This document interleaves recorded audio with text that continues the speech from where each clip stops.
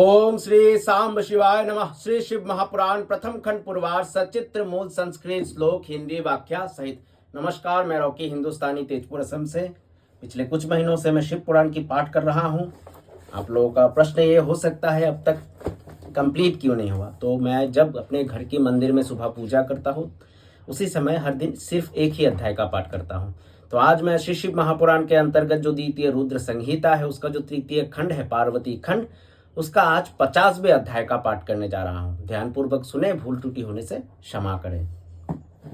अथो 50वां अध्याय।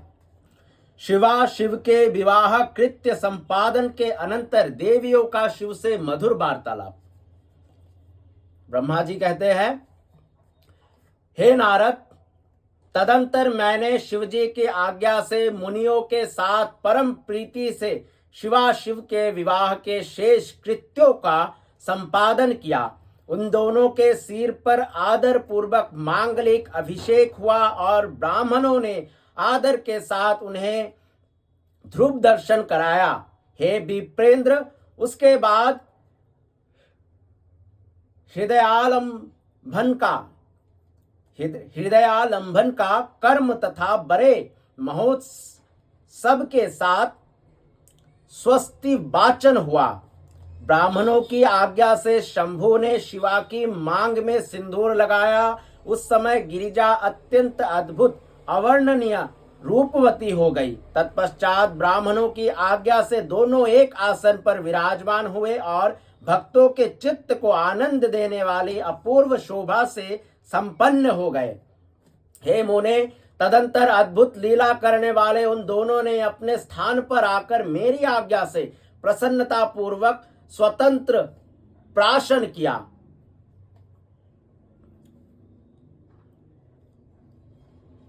संस्रव प्राशन किया। इस प्रकार विवाह यज्ञ के विधिवत संपन्न हो जाने पर प्रभु शिव ने मुझे लोककर्ता ब्रह्मा को पूर्ण पात्र का दान किया। तत्पश्चात शिवजी ने आश्चर्य को विधि पूर्वक गोदान किया तथा मंगल प्रदान करने वाले जो अन्य महादान है उन्हें भी बड़े प्रेम से दिया।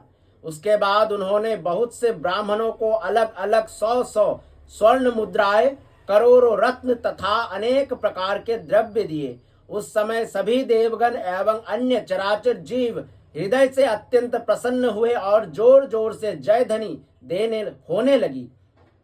सभी और मंगल ध्वनि के साथ गान होने लगा और सबके आनंद को बढ़ाने वाली रम्य वाद्य ध्वनि होने लगी। उसके बाद मेरे साथ विष्णु देवता, मुनिगण तथा अन्य लोग हिमालय से आज्ञा लेकर प्रसन्नता पूर्वक अपने अपने निवास स्थान को गए। उस समय हिमालय के नगर की स्त्रियां प्रसन्न होकर शिवा एवं शिव को लेकर दिव्य कोहबर घर में गई। वहां पर वे स्त्रियां आदर के साथ लोकाचार करने लगी। चारों ओर आनंद प्रदान करने वाला महान उत्साह फैल गया। उसके बाद उन सबने लोगों का कल्याण करने वाले उन शिवा को महादिव्य निवास स्थान में ले जाकर प्रसन्नता पूर्वक लौकिकाचार किया। तत्पश्चात हिमालय के नगर की स्त्रियां समीप में आकर मंगल कर्म करके दंपत्ति को घर में ले गई। वे जय जयकार कर ग्रंथि बंधन खोलने लगी। उस समय वे कटाक्ष करती हुई मंद मंद हंस रही थी और उनका शरीर रोमांचित हो रहा था। वे श्रेष्ठ स्त्रियां वास गृह में प्रवेश करते ही मोहित हो गई और सुंदर रूप तथा वेश वाले संपूर्ण लावण्य से युक्त नवीन यौवन से परिपूर्ण कामिनियों के चित्त को मोहित करने वाले मंद मंद मुस्कान युक्त प्रसन्न मुखमंडल वाले कटाक्ष युक्त अत्यंत सुंदर अत्यंत सूक्ष्म वस्त्र धारण किए हुए और अनेक रत्नों से विभूषित परमेश्वर को देखती हुई अपने अपने भाग्य की प्रशंसा करने लगी। उस समय 16 दिव्य नारियां बड़े आदर के साथ इन दंपत्ति को देखने के लिए शीघ्र ही पहुंच गई। सरस्वती, लक्ष्मी, सावित्री, जाह्नवी, अदिति, सची, लोपामुद्रा, अरुंधति, अहल्या, तुलसी, स्वाहा, रोहिणी, वसुंधरा, शतरूपा, संज्ञा और रति ये देव स्त्रियां हैं। अन्य जो मनोहर देव कन्याएं एवं मुनि कन्याएं वहां स्थित थी, उनकी गणना करने में कौन समर्थ है। उनके द्वारा दिए गए रत्न के आसन पर शिवजी प्रसन्नता के साथ बैठे। इसके बाद सब देवियां क्रम से मंद मंद हंसती हुई उनसे मधुर वचन कहने लगी। सरस्वती बोली, हे महादेव, अब प्राणों से भी अधिक प्यारी सती देवी आपको प्राप्त हो गई है।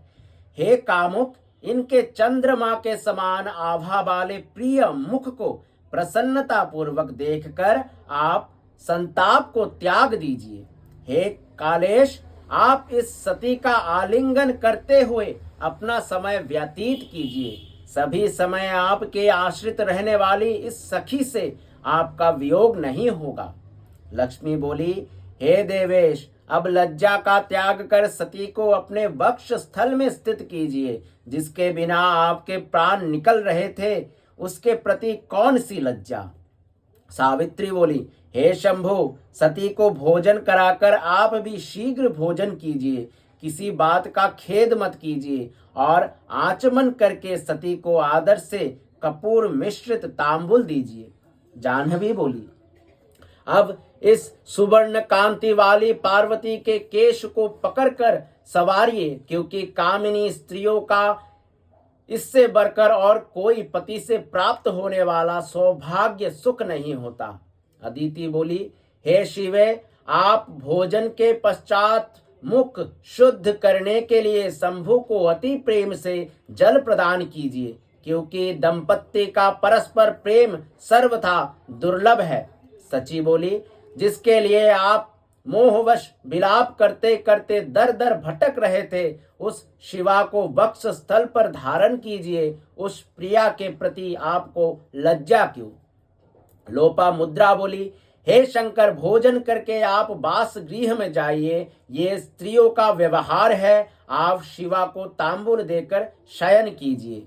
अरुंधति बोली, हे शिव, मेना आपके निमित्त पार्वती को देना नहीं चाहती थी, किंतु मेरे बहुत समझाने पर उन्होंने पार्वती को देना स्वीकार किया। अब आप इनसे अधिक प्रेम कीजिए। अहल्या बोली, अब आप वृद्धावस्था को छोड़कर पूर्ण युवा हो जाइए, जिससे कन्या देने वाली इस मेना को पुत्री दान से संतुष्टि प्राप्त हो जाए। तुलसी बोली, हे प्रभु, आपने पूर्व काल में सती का त्याग किया, उसके बाद कामदेव को जलाया। अब आपने पार्वती को प्राप्त करने के लिए हिमालय के घर वशिष्ठ को कैसे भेजा। स्वाहा बोली, हे महादेव, अब आप स्त्रियों के वचन में स्थिर हो जाइए, क्योंकि विवाह में स्त्रियों की प्रगल्भता एक व्यवहार होता है। रोहिणी बोली, हे काम शास्त्र विशारद, अब आप पार्वती की कामना पूर्ण कीजिए। आप स्वयं कामी हैं, अतः कामिनी के काम सागर को पार कीजिए। वसुंधरा बोली, हे भावज्ञ, आप कामार्थ स्त्रियों के भाव को जानते हैं। हे शंभु, स्त्री अपने स्वामी की ईश्वर भाव से निरंतर सेवा करती है। वह पति के अतिरिक्त अपनी किसी भी वस्तु की रक्षा करना नहीं चाहती। शतरूपा बोली, भूख से तरपता हुआ व्यक्ति दिव्य सुख का भोग किए बिना संतुष्ट नहीं होता। अतः हे शंभु, जिससे स्त्री को संतुष्टि हो, आपको वही करना उचित है। संज्ञा बोली, हे सखी, रत्न दीपक जलाकर एकांत में पलंग बिछाकर और उस पर तांबुल रखकर परम प्रीति से शीघ्रता पूर्वक शिवा के साथ शिव को स्थापित करो। ब्रह्मा जी बोलते हैं, स्त्रियों के ये वचन सुनकर निर्विकार एवं महान योगियों के गुरु के भी गुरु भगवान शंकर जी उनसे स्वयं कहने लगे। भगवान शंकर कहते हैं, हे देवियों, मेरे समीप इस प्रकार के वचन को आप लोग ना बोले। आप सब पतिव्रताएं एवं जगत की माताएं हैं। फिर पुत्र के विषय में इस प्रकार की चपलता क्यों? ब्रह्मा जी कहते हैं, शंकर की यह बात सुनकर सभी देव स्त्रियां लज्जित हो गई और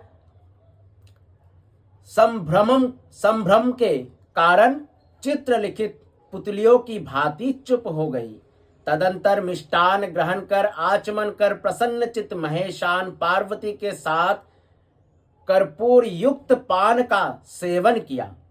इस प्रकार श्री शिव महापुराण के अंतर्गत द्वितीय रुद्र संहिता के तृतीय पार्वती खंड में परिहास वर्णन नामक 50वां अध्याय पूर्ण हुआ। आने वाले अध्याय जो कि 91वें अध्याय होने वाला है पार्वती खंड में, अथेको 50तोम अध्याय, वहां हम रति के अनुरोध पर श्री शंकर का कामदेव को जीवित करना, देवताओं द्वारा शिव स्तुति। तो आने वाले अध्याय में हम लोग जानेंगे कैसे कामदेव फिर से जीवित होते हैं। तब तक के लिए धन्यवाद। सांब सदाशिव सांब, सदाशिव सांब, सदाशिव सांब, सदाशिव।